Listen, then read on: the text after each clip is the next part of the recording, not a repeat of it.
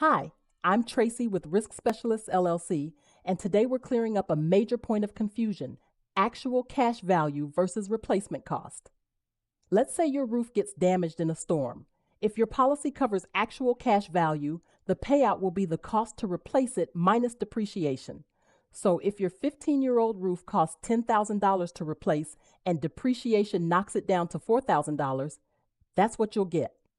Replacement cost coverage, on the other hand, pays what it costs to replace the roof at today's prices. No depreciation. That same roof, you'd get the full $10,000 minus your deductible. It makes a huge difference when disaster strikes. Want to know what your policy actually says? I can help. Text policy to 316-334-8633 or visit riskspecialistllc.online. Make sure your coverage fits your needs, not just your budget.